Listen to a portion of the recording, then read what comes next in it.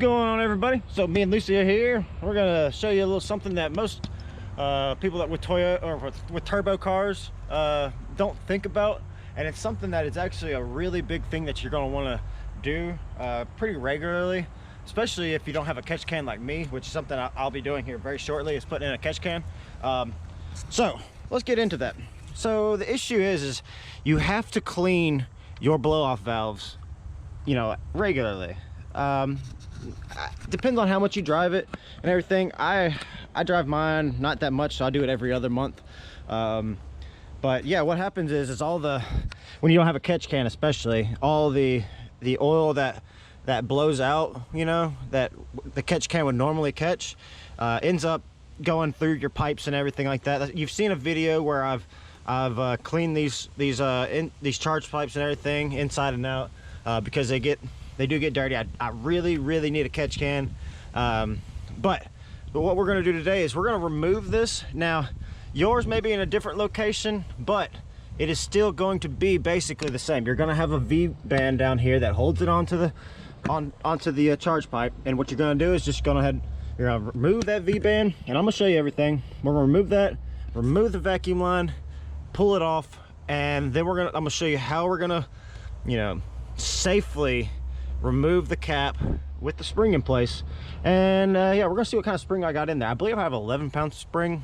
I've been thinking about maybe upping it to the 12, but based on my basically once it's up to idle and it's just sitting there warmed up, my negative pressure is at like, I think like 10 point something, which, you know, they say you want your spring to be heavier than, like, if it's at like 10.5, you want it to basically be like an 11. Yeah, so that's what I've read and everything like that.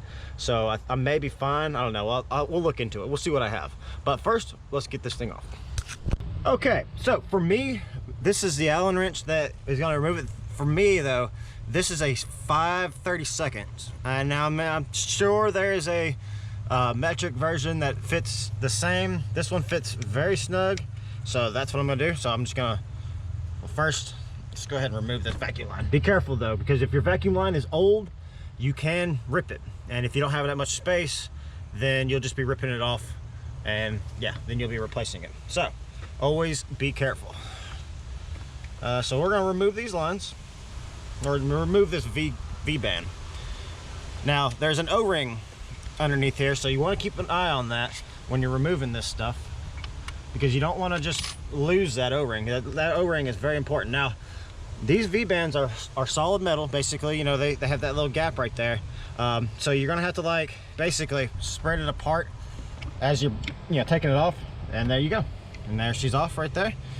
This is the O-ring that I was talking about right here. So there's the O-ring. So we're gonna sit that up here out of the way because we're gonna reuse it. And then let's go ahead and get this V-band the rest of the way off of this. There we go. So see, I got a little bit of oil basically right there, and you can see it's kind of dirty, especially if I try to, like, yeah, you can see there's some stuff like right there. So I'm gonna pull this apart, and we're gonna see what we got. Okay, so what we got going on here, this is obviously my tile 50mm blow-off valve right here. You can see it's got some dirtiness to it here. So what we're first going to do is we're going to remove this here 10mm bolt. Nothing major to it. I'm just going to pop that off real quick, and, you know, make sure you keep this washer. That's what helps seals it right there. So keep all that together and just sit it aside. Don't need it right now. So basically what we have here, we're gonna remove each one of these. Now whenever you're removing this, some people say to put it in a vise and whatnot. I mean, that works, but what I like to do is I like to just kind of push down on this. First I'm gonna break all of them loose, holding it down still, because you don't want any of these screws to have any more tension than the rest of them. Alright, so let me make sure I got this one too. Oh, last one. Okay, so now that I've gotten all of them broken loose, I'm going to hold it down and just start removing them one at a time. Keep pressure on it though, because if it's a strong spring in there, okay?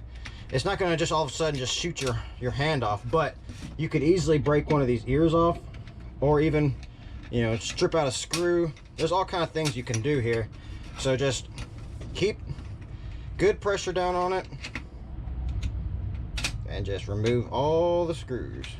Like, I can already start feeling pressure on it as I started getting to this the last 2 screws. So I won't be turning it anymore now that I've gotten it to this point. Okay, so that's the last screw. Now we'll just slowly, there we go. Whew. So I have the yellow spring in there. Let's see what that is real quick. Okay, so with a little bit of research, I have found that this is the 12 actually. So I may actually be going to an 11 because it just doesn't, I don't need it that much higher. It might be, I might be losing some boost. I'm not 100% sure on that, but hey, that's fine actually. So let's go ahead and slowly release the diaphragm from its groove, and then you can just pull it right on out. So as you can see, I have this really hard, what feels like a hard O-ring right here. So basically I'm going to leave that in place because it doesn't seem to actually move or go anywhere. But I'm going to go ahead and clean up this whole thing, get all this junk off of here, see how bad it is right here. Just go ahead and clean this up. Try not to hit the diaphragm too much.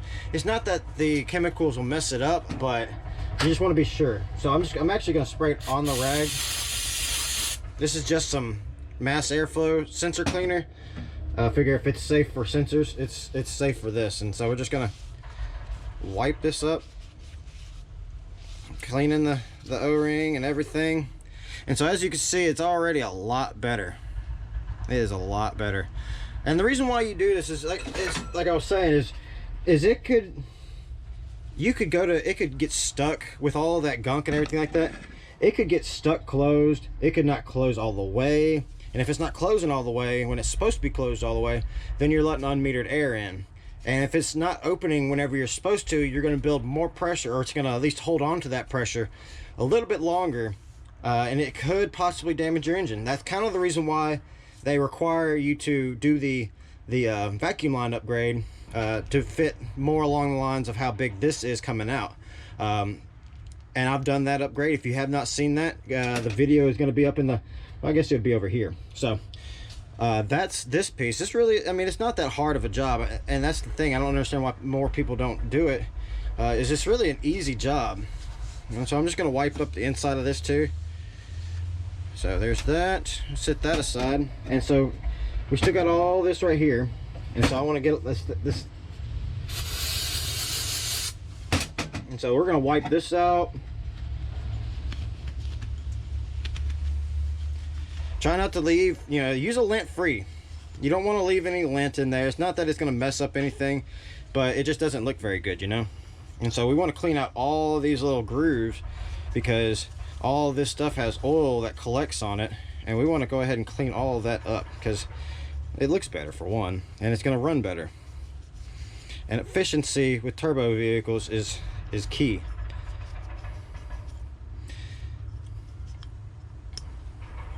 So we're just going to clean all this up.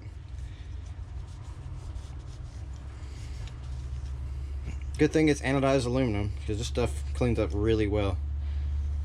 And stainless. It's also part, oh, I guess that's aluminum. Yeah, it's probably aluminum. Sorry, I didn't mean to hit you guys. Alright, so make sure I got all these right here done. Alright, so as you can see, that is a lot better already. She is so much more cleaner. There's not too much to do up here because mostly the diaphragm, this is mainly sealed right here, and obviously the air goes, you know. So I may be wrong on that. I've been wrong before. So this does get a lot of dust on it from, I guess, from all the, you know, the blow off valve releasing all of that stuff, the mixture of various things, mostly oil. So just gonna clean this thing up. There we go.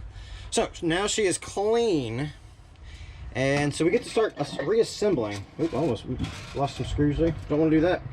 So this right here, It's gonna go right up in there. And look, most of the time they fall right in there, but you want to make sure that it is sitting in that groove right there. As you can see, there's this groove right here, and that's where the diaphragm, you know, sits at. So you want to make sure that goes up in there. And then you got your spring. And it's just gonna sit like that. Now this is the fun part, okay? Which, hold on, one other thing you got to do before you do this. See this O-ring, I've heard that you need to lube it up with like some sort of like really lightweight oil. Now the only lightweight oil I have is 3-in-1. So I'm gonna be using some 3-in-1 oil, just kind of just putting it on that O-ring right there. It just prevents it from sticking. So let me go grab that real quick. All right, so I don't want to actually put this directly on there. So what I'm actually going to do is I'm just going to put it on my finger, because I say that, but I don't think I have any left in here. Okay, so yeah, like I said, I'm just going to put a little on my finger. You don't need much. And so I'm just going to wipe it on the O-ring here, and just kind of wipe off the excess around it. You don't need it on the rest of the stuff. You just need it on the O-ring. And so there we go. That is lubed up now, and we're gonna stick that right back there. This is just general maintenance that you want to do to make sure that your blow-off valve, which, you know, helps save your engine from overpressure, is operating properly. Now the fun part, like I said, is going to be taking this and all that gap and compressing it down and putting the screws back in. What I like to do is compress it down, put a screw on this side, put a screw on this side, and then start going like that. And then you can actually let your hand off, because you basically have 4 screws holding it on, and those 4 screws will hold on just fine. So let me go ahead and prepare a screw on my Allen wrench, because this is difficult.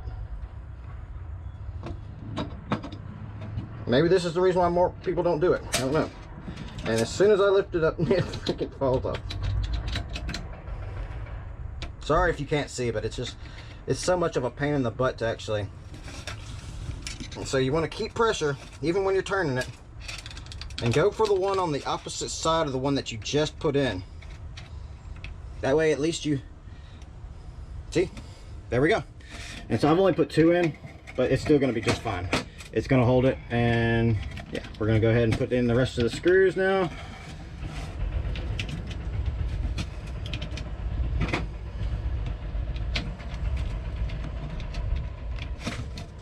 All right.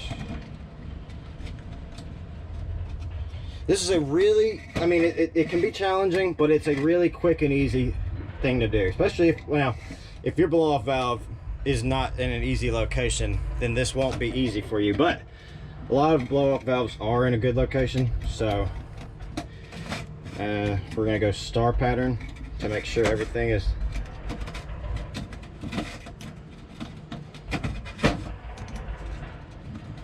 good and tight. There we go. Everything's good and tight. Everything looks a lot better in here. Everything's nice and lubed. Yeah. So next thing, like I said, make sure you keep your crush washer. It helps seal it up. Now I'm not going to tighten this thing all the way down. Well, I guess I could, because it doesn't really matter what orientation this one sits inside there. It could be any way it wants to, because it releases out like that, you know. So I'm actually not that worried about it, but I'm not going to reuse the impact to put it back on there, because I don't want it to strip it out or anything like that. So like I said, just going to use a regular ratchet. Nothing spectacular about it. And you don't have to like just Hercules it and bear down on it and all that stuff like that. You just got to just snug it, you know. Nothing major here. This isn't rocket science. So there we go. That thing is nice and clean. So let's go put this thing back on. Okay, so the thing about reinstalling these things is you got your O-ring right here, and I've already gone ahead and lubed it up with some of that 3-in-1. So you got to stick it here, okay? But the problem is it doesn't like to stay there. As you'll see, is like when I let go, it's done come up on the lips and stuff like right here. You know, you try to like get it to stay, but it just isn't gonna do it. So it can be a bit of a challenge. Like, okay, so now I have gotten it to stay. We're gonna go ahead and put this V-band on here, like such. And we want to make it to where we can still get to it. And we want the vacuum line to be in the right way. So the problem, what you want to make sure when you're doing this, because it can be challenging, is you want to make sure that O-ring doesn't go anywhere, because that O-ring will determine if it's sealed or not, right? So the challenging part, I might actually just do it this way. Put this V-band on first. So I got the V-band on. I got it on right. Yep, got it on there right. So now I just got to get this on there.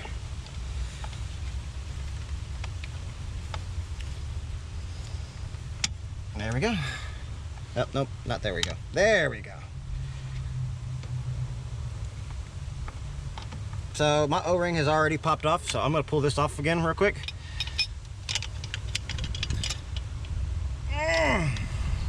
Try this again. Like I said, it can be challenging. I'm gonna try one. I'm gonna try it a little bit different this time. So I'm gonna try putting this right there. That way it's holding onto it. Let's see, got that. Yep, got that the right way. Now let's see if this is gonna work. Aha! See, now that's the way to do it.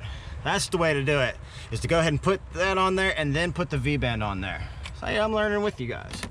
Last time I did it, I didn't do it that way.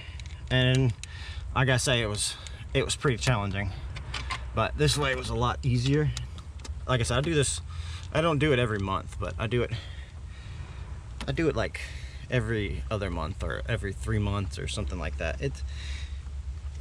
I don't drive this thing as much because I'm out of town a lot, so it kind of sits here, or well, it sits at my mom's. It doesn't sit here. I don't like leaving it just sitting here. And just want to tighten it up. You don't need to, like I said, it's just like this. You don't need to Hercules it. You just want it to be snug. You don't want to be able to turn it in any way, shape, or form. So that's that. And like I said, if you have an N54 or even any other one, you really want a large vacuum line. And so mine right here is a 7/16. As you see, that hole right there is actually a little bit bigger than the hole that's right there, and so is that. I felt that I would rather have a good solid connection, or even I'd like to go just a little bit bigger. They say overkill is underrated, and I agree. So like I got that hooked up, and now everything is nice and hooked up and cleaned. So this is gonna go for another 3 months with 0 issues, hopefully. That's why you maintain them, though. That's why you maintain your vehicles. Try to prevent issues from happening later on down the line. So hopefully that helped you out some. Maybe you needed to clean yours. Maybe you've had one, you've never cleaned it or something. It's a good time to start now. It's a beautiful day outside, at least here it is, and it literally took me about 10, maybe 15 minutes to do all of this. So it's well worth doing it, knowing that your blow-off valve is not going to stick or stay open or any of that. It's just good peace of mind, and I love good peace of mind. So if you learned something, hey, hit that like, hit that subscribe button, and I'll catch you on the next video, guys. Later.